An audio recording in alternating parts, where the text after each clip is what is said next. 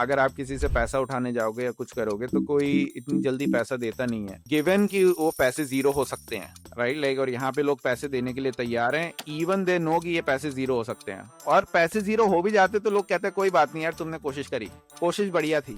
जब गॉडफादर बनी Francis Ford Coppola की, या अमेरिकन ग्राफिटी के बाद जॉर्ज लूकस ने स्टार वॉर्स बनाई, ब्रायन डी पाल्मा और मार्टिन स्कॉर्सेज़ी, ये सब लोग जो हैं एक ना एक टाइम पे एक दूसरे को जानते थे, और इनमें से कई 3 लोग सैन फ्रांसिस्को बेस्ड थे, तो उन्होंने बोला हम मूवी इंडस्ट्री छोड़ो एलए की, हम यहाँ बनाएंगे। तो डिसरप्शन मतलब चीजों को बेहतर बनाने में लगे हैं लोग। उन्हें हर चीज से ऐसा होता है कि यार मुझे फोन क्यों करना पड़ रहा है, यार मुझे टैक्सी के लिए हाथ क्यों उठाना पड़ रहा है, यार मेरा घर पे खाना क्यों नहीं आ रहा, मेरे को यहीं चाहिए, मेरे कंप्यूटर पे बैठे हुए मैं गेम खेल रहा हूँ तो मुझे खाना चाहिए। ये लोगों को चीजें परेशान करने लगती हैं बहुत। इसको हिंदी में बोलते हैं नेकी कर दरिया में डाल।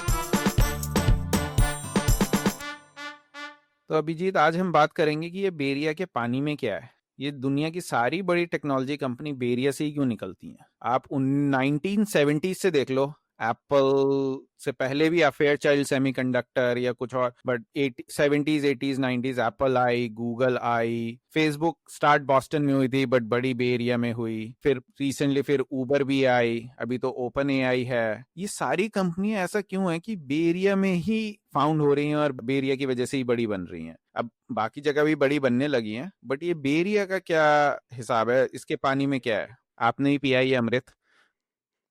पहले तो एक तो यार थोड़ा मैक्रो बात करते हैं, जिसके पहले स्पेसिफिक्स पे जाए। तो मैक्रो ठीक है। इसमें ये है कि हर शहर का एक वो चलन रहता है, मतलब कि जैसे हाँ, जयपुर में फर्नीचर बनता है, या वो कहीं हाँ, का मधुबनी में पेंटिंग्स फेमस हैं, या कहीं सुनार लगे पड़े हैं जो वो कर हाँ रहे हैं हीरे। 90% of world's diamond supply is polished हाँ, इन सूरत, या कहीं कुछ ऐसा है। तो इस तरह के क्राफ्ट जो है, वो एक क्राफ्ट के अंदर एक नेटवर्क इफेक्ट छुपा हुआ है कि एक आदमी दूसरे को सिखा रहा है, तो वो सारे प्रैक्टिशनर्स एक साथ जमा है। तो एक लेवल पे एलए में जैसे फिल्म इंडस्ट्री है, न्यूयॉर्क में फाइनेंस इंडस्ट्री है, बॉस्टन में शायद बायोटेक इंडस्ट्री है, यहाँ पे टेक इंडस्ट्री है। तो एक तो ये मैक्रो पॉइंट है जो यहाँ पे है।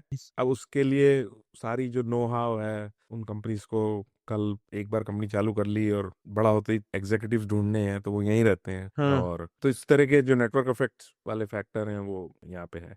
इसमें एक और दूसरा जो पॉइंट है कि अब मेरी की थोड़ी साइड की थ्योरीज हैं कि टेक एक टाइम पे काउंटर कल्चरल इंडस्ट्री थी। मतलब ये जो आप स्टीव जॉब्स और वगैरह इनको देखोगे तो ये तो एक समय पे हिप्पीज हुआ करते थे, और ये आज तक जो चलन आ रहा है ना कि वर्ड यूज किया जाता है डिसरप्ट कर रहे हैं हम लोग। स्टार्टअप जो है हमारी, ये डिसरप्ट कर रही है, वो बताते हैं लोग कि अच्छा मैं उबर हूँ, मैं टैक्सी डिसरप्ट कर रहा हूँ, मैं एयरबीएनबी हूँ, मैं होटल डिसरप्ट कर रहा हूँ।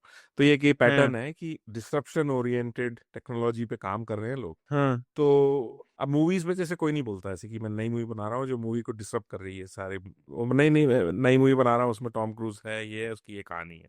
लेकिन एक अलग पैटर्न है बात करने का, तो यहाँ का एक पैटर्न है डिसरप्शन। तो डिसरप्शन मतलब इस पे और थोड़ा वो करते हैं कि डिसरप्ट कर रहे हैं, मतलब कि चीजों को बेहतर बनाने में लगे हैं लोग। उन्हें हर चीज से ऐसा होता है कि यार मुझे फोन क्यों करना पड़ रहा है, यार मुझे टैक्सी के लिए हाथ क्यों उठाना पड़ रहा है, यार मेरा घर पे खाना क्यों नहीं आ रहा, मेरे को यहीं चाहिए, मेरे कंप्यूटर पे बैठे हुए मैं गेम खेल रहा हूँ तो मुझे खाना चाहिए। ये लोगों को चीजें परेशान करने लगती हैं बहुत। यहाँ पे बाकी दुनिया इसको मान लेती है कि यही दुनिया है, यही सच है, यही हमारी जिंदगी है भाई, यही करते हैं हम, घसीटते ही हैं हम। पर यहाँ लोगों को चुल है कि हर चीज उन्हें परेशानी लगती है। आपको भी लगती तो है कुछ कुछ चीजों में परेशानी? हाँ, मेरे को बहुत घर लगती आना है। चाहिए। तो उसके उसके उसका एक अलग पूरा एपिसोड है कि हमें हाँ, क्या क्या परेशान करता है, जिसके लिए हम चाहेंगे कि लोग कुछ करें।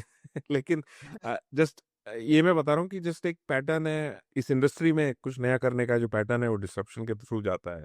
और वो कल्चरली यहाँ पे बहुत ही स्ट्रांग था इस एरिया में, कैलिफोर्निया में। आप 60s 70s में यहाँ पे हिप्पी मूवमेंट यहाँ चालू हुआ, काउंटर कल्चरल मूवमेंट्स यहाँ चालू हुए। तो ये सारे जो एप्पल मैक के जो एम्प्लॉयज थे वो मतलब उस मूवमेंट से निकले थे, मतलब दे आर एक्स हिपीज, और ये सब रेबेलियन कल्चर से आए हैं। सो वो जो इंटरसेक्शन है कल्चर और टेक का, it fits very well with the kind of what gets amplified in the industry, which is a new product या नई सोच। या जैसे आपके फाइनेंस में रहता है कि एक नया कहीं अल्फा ढूंढना है या कुछ भी, एक हम्म, एक कुछ एम्पलीफिकेशन फैक्टर है। टेक के अंदर वो काउंटर कल्चरल थिंकिंग एक बहुत अच्छा एम्पलीफिकेशन फैक्टर है, जो यहाँ ऑलरेडी सैन फ्रांसिस्को में था और कैलिफोर्निया में था। अब वहां पे जब टेक का गढ़ बन जाता है तो उससे और अच्छे अच्छे, लाइक एक रीइंफोर्समेंट लूप है वो। तो मे बी ये ऐसा था कि जब अमेरिका ने कैलिफोर्निया खरीदा मेक्सिको से, उसके बाद कैलिफोर्निया का कल्चर इस तरीके से इवॉल्व हुआ कि जो भी थोड़ा डिसरप्टिव था वो कैलिफोर्निया आना चाहा, उसने कैलिफोर्निया आना चाहा क्योंकि उन्हें यहाँ फ्रीडम ज्यादा मिली। क्योंकि पुरानी जगह जो थी न्यूयॉर्क, वॉशिंगटन डीसी, ये वो थोड़ी सरकारी जगह बन गई। तो इन लोगों ने सोचा कि अब थोड़ा दूर कहाँ जाया जाए भाई, अगर यूटा जाएंगे तो ठंड बहुत है है ना, शिकागो जाएंगे, वहां जाएंगे ठंड बहुत है, यहाँ गर्मी भी है, बड़ा भी है, ये जगह बड़ी भी है, तो यहाँ उपज भी बहुत है, खाने को भी अच्छा है, मौसम भी बढ़िया रहता है, तो हम यहाँ फ्रीडम उन्हें महसूस हुई तो वो यहाँ आए।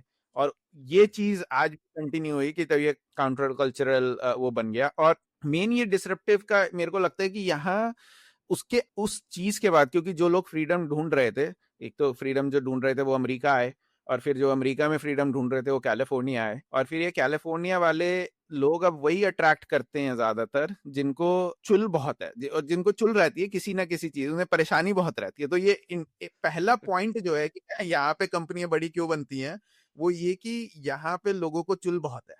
ये मान लो हम्म। आप कि अगर आप और कहीं काम ज्यादा करोगे तो लोग बोलेंगे अभी अब क्यों कर रहा है भाई, इतनी मेहनत क्यों कर रहे हो।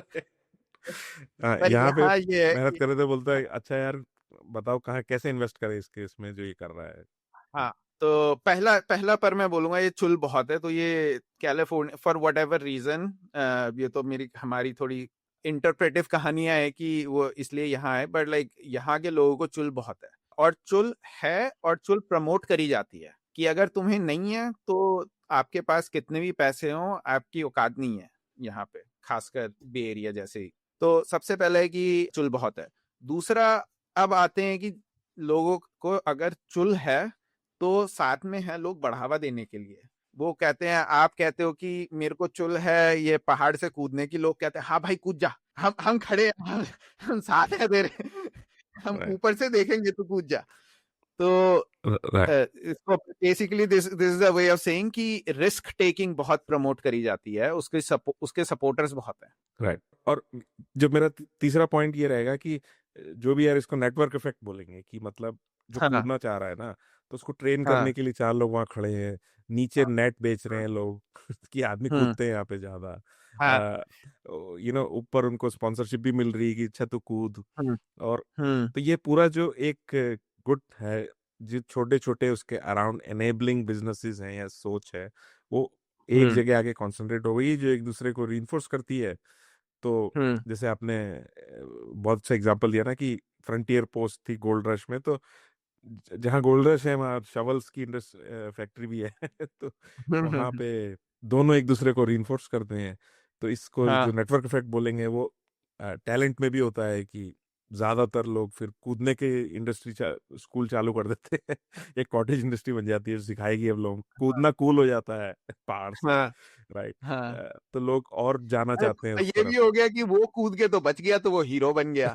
वो हीरो है मतलब तो तो लोग हाँ, लोग लाइन लगा के खड़े हैं अब कूदने बिल्कुल। के लिए।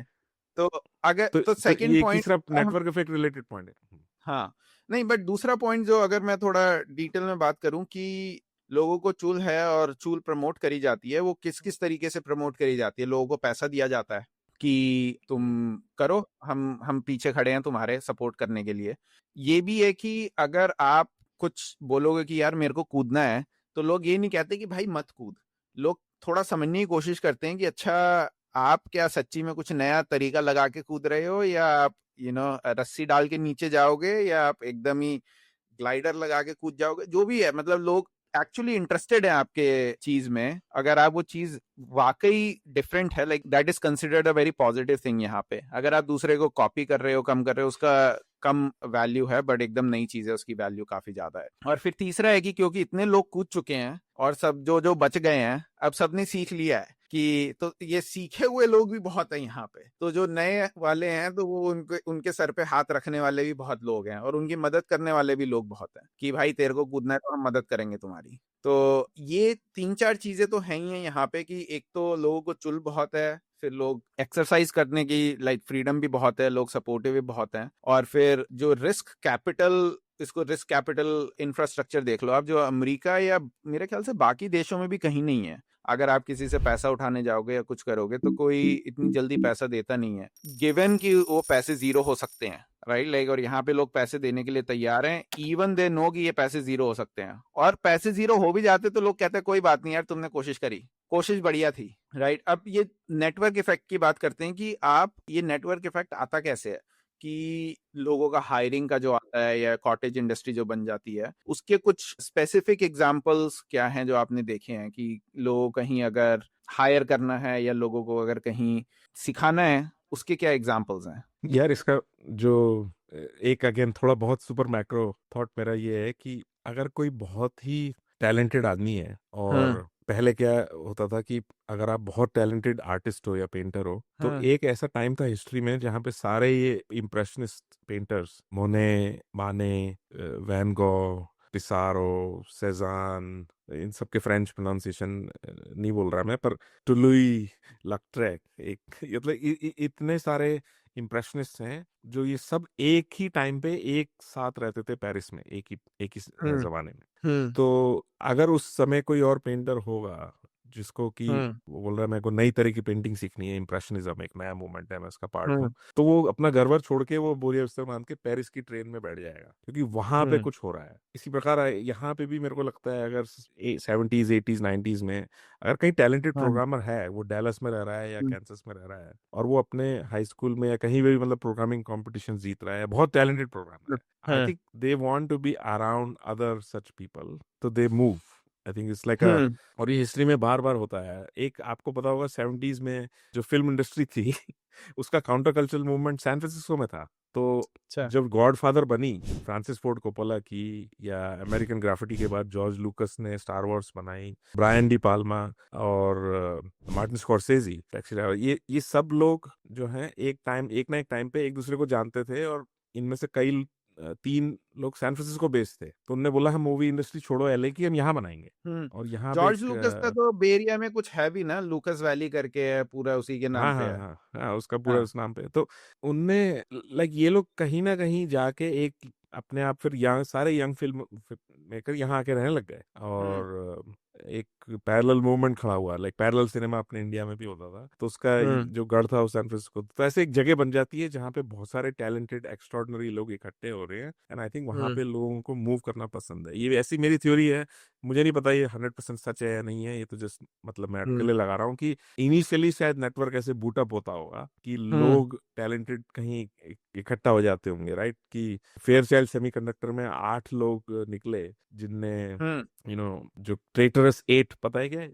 हाँ हाँ एक हाँ, ट्रेचरस, एक तो डॉन हाँ वैलेंटाइन भी था ना उनमें एक। हाँ हाँ हाँ, तो ये निकल के इनने एक नई कंपनी चालू करी, और लाइक इस तरह से कहीं ना कहीं टैलेंट से कैसे शुरू होता है मुझे नहीं पता, बट मेरी थ्योरी है कि टैलेंट से शुरू होता है, कि लोग हम्म आके कुछ करते हैं एक्स्ट्रॉर्डनरी, फिर वो जगह का नाम बन जाता है कि अच्छा यहाँ पे फर्नीचर बनता है, बट कहीं ना कहीं स्टार्टिंग में कुछ टैलेंटेड कोई फर्नीचर मेकर्स रहे होंगे, विच हाँ, somehow they create this initial booting up of this network effect, and I think then या आफ्टर कोई एक, दैट, हाँ after that, like after that वो चलता रहता है कि अच्छा भाई, हाँ अब वहां पे उसकी एनेबलिंग इंडस्ट्रीज या उसके टूल अब वही बिक रहे हैं, अब लकड़ी भी वहीं पे खरीदी जा रही है, तो हम्म टेक्नोलॉजी में भी ऐसा ही होता है कि अच्छा आपको अच्छे प्रोग्रामर मिल रहे हैं जो एक जॉब से दूसरी जॉब जा रहे हैं, आपको एग्जेक्टिव मिल रहे हैं, आपको सब हम्म लोग मिल रहे हैं जो टेक समझते हैं, तो आपको स्टार्टिंग से सब कुछ समझाने की जरूरत नहीं है, आपको बहुत सारे फंक्शंस हैं जो टेक में ही एग्जिस्ट करते हैं, लाइक प्रोडक्ट मैनेजमेंट और ये सब, जो और कहीं आपको नहीं मिलेगा प्रोडक्ट मैनेजर ह्यूस्टन में, तो रोल्स उस टाइप,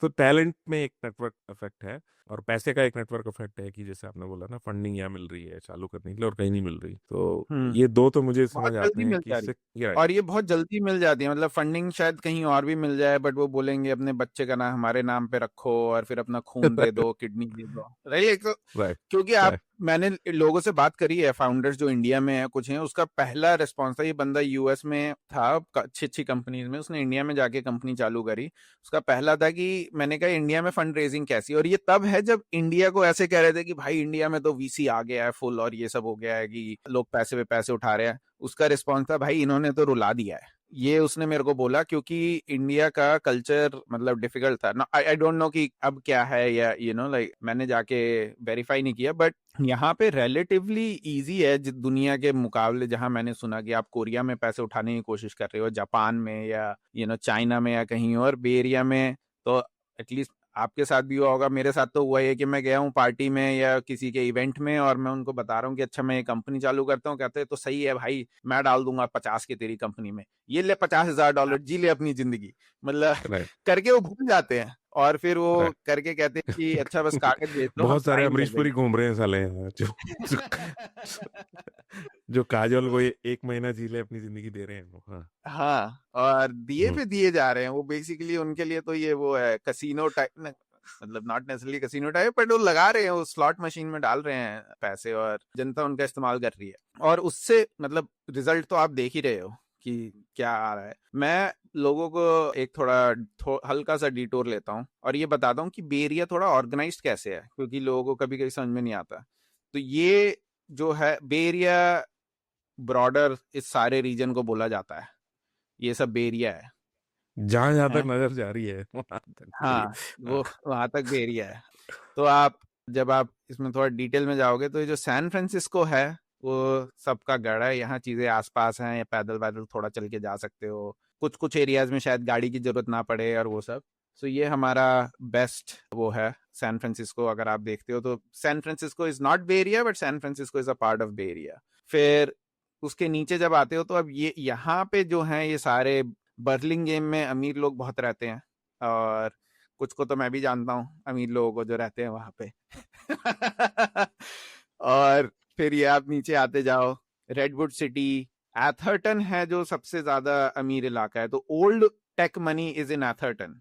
और आप अभिजीत, आपको शायद आई डोंट नो पता ही होगा कि रोड के एक तरफ गरीब ओल्ड मनी है, रोड के दूसरी तरफ अमीर ओल्ड मनी है, जो मुझे समझ में आया किसी से, कि अगर अच्छा आपका घर एक रोड के उस तरफ है तो आप पक्का अमीर ओल्ड मनी हो, और अगर उसके दूसरी तरफ है तो आप गरीब ओल्ड मनी हो। मतलब ऐसा है कि मान लो आपने 90s में अगर बहुत पैसा बना लिया ना, तो आपने घर खरीद लिया जो कि अब बहुत महंगा होगा यहाँ पे, तो और आपका घर ऐसा है कि it's basically covered by greenery and stuff, तो कोई घर के अंदर नहीं देख सकता, रोडें थोड़ी वैसी हैं, शांत सी हैं, ऑल दैट स्टफ। फिर उसके दूसरी तरफ जो है कि अगर आपने अर्ली 2000s में पैसा बनाया है तो आप रोड के दूसरी तरफ हो, कि अगर आपने ऊबर या इन सबसे पैसा बनाया तो आप दूसरी तरफ हो, अगर आपने पेपैल से बनाया तो आप उसके रोड के दूसरी तरफ हो। तो एथर्टन, मेनलो पार्क, ये आपका स्टैनफोर्ड आ गया, और यहाँ पे जो है बहुत सारी एक्टिविटी है मेनलो पार्क में, पोलो ऑल्टो में, माउंटेन व्यू में, सनीवेल में, सांता क्लारा, ये सब आपके यही हैं जो एप्पल गूगल के जितने ऑफिस है ना, सैन होजे में आई थिंक फेसबुक के ऑफिस शायद सैन होजे हैं, बट देसी सारे यहीं रहते हैं, इन इन जगहों में। सैन होजे में रहते हैं, ऊपर ज्यादा कम रहते हैं, पर यहाँ फ्रीमॉन्ट वगैरह में भी देसी बहुत रहते हैं। बट ये सब जो है ना, ये सब पूरा बे एरिया, ये जो लंबी पट्टी है ना, और इस पट्टी से 10 ट्रिलियन की कम से कम नहीं तो कंपनियां निकल के आई हैं, और इस एरिया में जितने लोग रहते हैं उतने तो, उससे ज्यादा लोग तो दिल्ली में रहते हैं। तो यहाँ पे कुछ है, ये वाले पानी में कुछ है, ये जो आपको दिख रहा है ना। हम इस पानी की बात कर रहे हैं कि यहाँ पानी में क्या है। तो ये बेरी है। हमने 2-3 बातें तो इसमें कर दी कि अच्छा भाई पुराने लोग रिस्क टेकिंग वाले आए, पहली बात। दूसरी बात कि यहाँ रिस्क कैपिटल है, लोग कह रहे हैं कि जाओ कूद जाओ, करो काम करो। तीसरी बात कि यहाँ पे नेटवर्क इफेक्ट है, क्योंकि लोग मेहनत कर रहे हैं, जिन्होंने पहले कंपनियां बना ली, तो अब वो नेटवर्क इफेक्ट आ गया, and there is enough density यहाँ पे। चौथी बात जो है मेरे ख्याल से वो ये कि लोग फ्री में मदद करने के लिए बहुत तैयार हैं। लोग में घंटे घंटे लगा देंगे आपके साथ, आपको ये समझाने के लिए कि अच्छा कैसे कूदा जाए, इवन, और वो करके चले जाएंगे, उन्हें आपसे कुछ चाहिए नहीं, वो ना आपसे पूछेंगे, ना आपसे कुछ मांगेंगे, ना ये बोलेंगे कि मेरे को भी थोड़ी इक्विटी दे दो, वो ये भी नहीं बोलेंगे कि पैसे दे दो, वो आपकी जी जान से मदद करके चले जाएंगे, जिसको हिंदी में बोलते हैं नेकी कर दरिया में डाल। तो ये ये कल्चर वाला, का पॉइंट है। हाँ हाँ, ये कल्चर का पॉइंट मैंने तो महसूस किया ही है। आपने क्या महसूस किया है? मैं अपना बताता हूँ, आप अपना बताओ। यार इतने ही लोग हेल्प करते हैं, मतलब पुराने फाउंडर्स हम्म। जिनने अपने लाइक खूब उनने अपनी लाइफ में कर लिया है समहाउ ने। तो यही तो कल्चर क्या होता है, कल्चर यही है कि कुछ एक अनस्पोकन, ऐसा नहीं कि सबने एक इंडिविजुअल अग्री किया है किसी नॉर्म्स में बट वो फिर भी फॉलो हो रही हम्म। है हम्म। रिचुअलिस्टिक वे में, तो वो एक कल्चर है यार। तो यहाँ का जो अनस्पोकन नॉर्म है वो टू पे इट फॉरवर्ड, या आगे लोगों की हेल्प करना, नेक्स्ट जनरेशन को बढ़ावा देना, ये इतना इतना सेल्फलेस है और इतना अच्छा है कि अगेन कहीं पे भी और रेप्लिकेट नहीं होता वो, कि लोग हम्म। जस्ट बिना आपसे कुछ चाहे आपकी हेल्प करें। तो मेरे लिए तो मेरे तो आपने ही स्टार्टिंग में खूब हेल्प करी थी जब कोई मतलब नहीं था। अच्छा, आप तो तो हमारे साथ हाँ ऑफिस में आके तो बैठे रहते थे जब हम बातें हाँ करते रहते थे कि कि अच्छा और ये आप भी कंपनी बता रहे हो करे। कि अच्छा ऐसे पर करो और रुको ये रुको करो। रुको रुको रुको रुको, ये भी बता देता हूँ कि मैंने कितनी बारी बोला, मैंने कहा भाई ये कंपनी मत करो, मैंने कुछ और कर लो, ये बोलो। कंपनी मत करो। सब बताते हुए कि कंपनी में क्या करना है, मैं ये भी बोलता रहा कि कंपनी मत करो। हाँ, जो कि सत्य वचन था। लेकिन पैंडेमिक की पहले अच्छी चल रही थी वैसे, लेकिन हाँ पैंडेमिक से उसका हाँ उसका पैंडेमिक से ज्यादा रिश्ता नहीं था, उसका जीरो इंटरेस्ट रेट से ज्यादा रिश्ता था। तो हाँ। अगेन खूब लोगों ने हेल्प करी है, बार बार लोग किसी को भी ईमेल कर लो, चांसेस आर हम्म। कि वो कहीं ना कहीं से आपको हेल्प कर देगा। मेरे साथ भी ऐसा बहुत हुआ, मतलब मैंने तो काफियों की करी है, मेरी भी काफियों ने करी है। मेरा तो वाई कॉम्बिनेटर में हुआ ही इसलिए था क्योंकि लोगों ने मदद कर दी थी कहीं तो। मैंने किसी थ्रेड पे, slack channel, random slack channel पे देखा कि एक वाईसी फाउंडर ने बोला कि हम 3 एप्लीकेशन रिव्यू करेंगे क्योंकि वाईसी की डेडलाइन 8 बजे है, और अगर तुम्हें हम एप्लीकेशन रिव्यू करवानी है तो हमें भेज दो। तो मैंने बोला भाई मेरी भी कर हम्म दो। मैं 5 बजे पता नहीं क्यों बैठा था, मैं बैठा था, पर मैंने कहा भाई मेरी भी रिव्यू कर दो। उनको शायद काफी सारी एप्लीकेशन है, उसमें से उन्होंने 3 चुनी जिसको उन्होंने रिव्यू किया, उसमें से मेरी एक एप्लीकेशन थी। अब एप्लीकेशन रिव्यू करके उन्होंने बकायदा आधा घंटा 45 मिनट कुछ लगाया, 1 घंटा ये बोला कि ये खराब है, ये सही है, कमेंट किए उन्होंने कि गूगल डॉक पे या कुछ भी करके चले गए वो। उसके बाद मैंने आज तक उनसे बात नहीं करी। उन्होंने पूछा भी नहीं हुआ या नहीं हुआ या क्या हुआ तो कुछ दे दो ना, करके चले गए। उन्होंने 45 मिनट लगाए, और मेरे को ऐसा लगता है कि उनकी मदद की वजह से मेरी एप्लीकेशन बेटर हो गई, बेटर इनफ हो गई कि मेरा वाईसी में हो गया। सेम एक और है कि जब हम अब एप्लीकेशन भरते हैं उसके बाद इंटरव्यू के लिए कॉल आती है, तो इंटरव्यू की कॉल आई और उसके बाद एक बंदा था प्रफुल्ल करके, जो वाईसी में जस्ट एक पिछले बैच से ग्रेजुएट किया था। तो उसका इंट्रो मिला हमें, उससे हमने बात करी। भाई ने बहुत घंटे लगाए हमारे इंटरव्यू प्रेप में। हम फोन घुमा देते, कहते फोन घुमा दो, हम फोन घुमा देते, वो पता नहीं अपने नीस और इन सब के साथ खेल रहा होता था। वो इंटरव्यू लेता रहता था बैठ के और हमें सुनाता था कि जवाब गलत है, 30 सेकंड में दो, और लाइक एयर टाइट आंसर होना चाहिए। और ये उसने काफी फंडे दिए हमें, और डेफिनेटली अगर वो ये सब नहीं करता तो हमारा नहीं होता। तो और आज तक मतलब हम हैंग आउट करते हैं, बट आज तक ऐसा नहीं है कि उसने हमसे कुछ मांगा है या उसने बोला कि कंपनी बन गई और पैसे उठा लिए और बेच दी, तो कुछ कुछ नहीं है। बट हम आपस में एक दूसरे की मदद करते रहते हैं जहां भी बन पड़े। पोकर गेम होस्ट करते हैं, हम चले जाते हैं चंदा चढ़ाने, क्योंकि जीतना तो हमें वैसे नहीं है। तो अ, ये सारी चीजें बहुत है बे एरिया में जो बाकी कहीं नहीं है। ये paid forward, intensely paid forward है। और ये तो हम छोटे लोग एग्जांपल दे रहे हैं कि हमने मदद कर दी, बट जब हम अगर आप बड़े लोगों को भी ईमेल करो तो कई बार वो भी ईमेल पे या 15 मिनट की कॉल पे या आधे घंटे की कॉल पे मदद कर देते हैं, जिससे अबे मैं आपकी जिंदगी बेरिया बदल आया इसलिए हूँ कि वो सैम ऑल्टमैन ने कोल्ड ईमेल करा मैं तो गुड़गांव से। तो हाँ तो उन्हीं ने लाइक वो मेरे को जानते भी नहीं है, उनने फॉरवर्ड कर दी मेरी ईमेल, यहाँ हाँ। जेनेफिट्स में जॉब मिल गई, तो बस आ अरे गया। बताओ।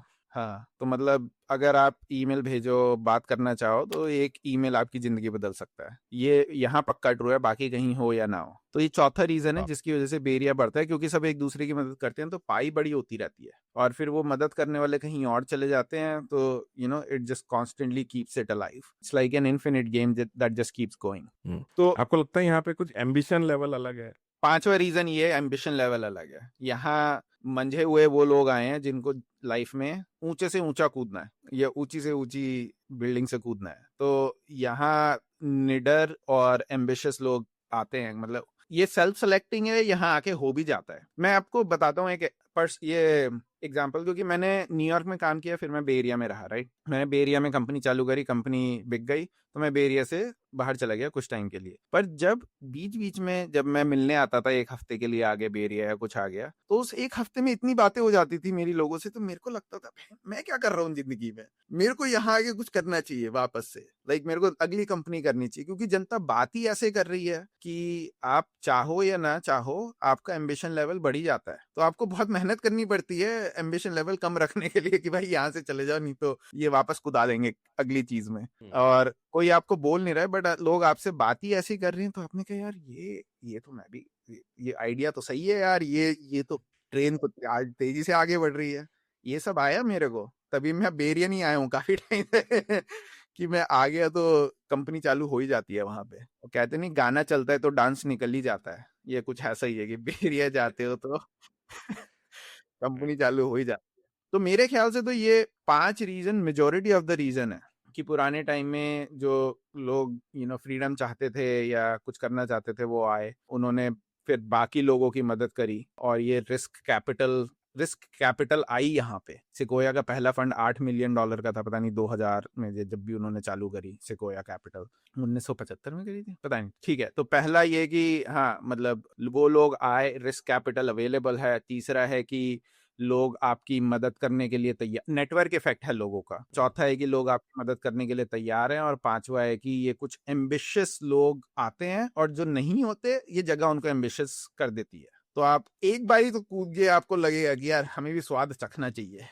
पानी में एम्बिशन है, हाँ। पानी में एम्बिशन है तो, और बाकी सारी चीजें एक तरह। अच्छा, आपको ऐसा लगता है ये बोनस वाला, अगर मैं 6 पॉइंट बोलूं कि हाँ और करने को कुछ नहीं है, मतलब लाइक एरिया इतना डल है कि हाँ और कुछ है एरिया नहीं। इतना डल है, हाँ, इतना खुशी आगे मायूस हो जाती है। हाँ मतलब ऐसा है कि और कुछ कर, न्यूयॉर्क में आप चले जाओ, बाहर चहल पहल कुछ ना कुछ चल रहा है, आप रात को डिनर चले जाओ, फिर कोई इवेंट चले जाओ, कुछ चले जाओ वहां, और कुछ चलिए वहां बार में जाके लोग कोडिंग कर रहे हैं, मैं देख रहा हूँ आजकल। एक तो करने को कुछ नहीं है, ये तो सच है पहली बात तो। अब वो उसमें मतलब वो इसका इसका कॉजली पार्ट है कि नहीं इसका, बट दैट हाँ। थिंग इज ट्रू कि यहाँ करने को बहुत कम है।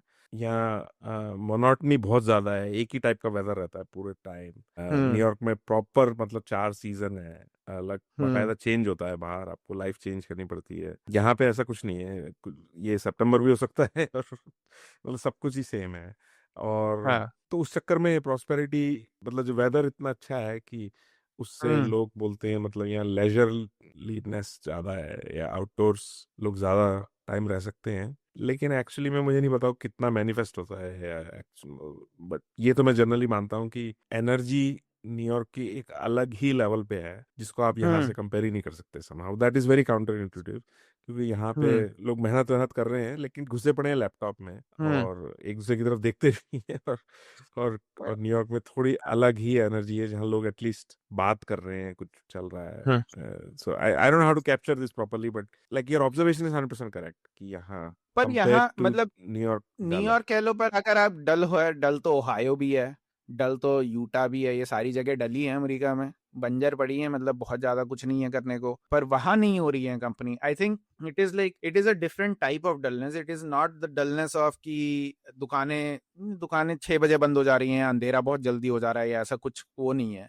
यहाँ डलनेस इस चीज की मोनोटनी है। बट अगर आपको टेक में कुछ करना है तो आप बेसिकली कैंडी लैंड में हो, जो बाकी हम्म। जगह ट्रू नहीं है। क्योंकि मैं एक बार ही सोच रहा था कि मैंने कहा यार न्यूयॉर्क में बहुत एक्टिविटी है, पर ये ओहायो और यहाँ अभी भी क्यों बहुत टेक नहीं आ रहा है, राइट? हम्म। क्योंकि बाकी सारे रीजन जो बताए हमने कि एम्बिशियस लोग नहीं है, कोडिंग नहीं कर रहे हैं, so and so fourth, but वो जगह डल है, तो उसकी वजह से कुछ तो निकल के आना चाहिए, राइट? बट वो भी नहीं आ रहा है। तो उसका मेरे को रीजन ये लगा कि अगर आप इस कंपनी बिल्डिंग टाइप चीज में हो तो आपके लिए कैंडी लैंड है, बाकी चीजों में डल है ये। अगर मतलब आप यहाँ सब फिटनेस, जो रहते हैं वो हाँ, विश्वामित्र हैं, मेन का है हाँ। ही नहीं यहाँ पे। तो वो डिस्ट्रैक्ट, कोई नहीं डिस्ट्रैक्ट होता, सब काम करते हैं बस।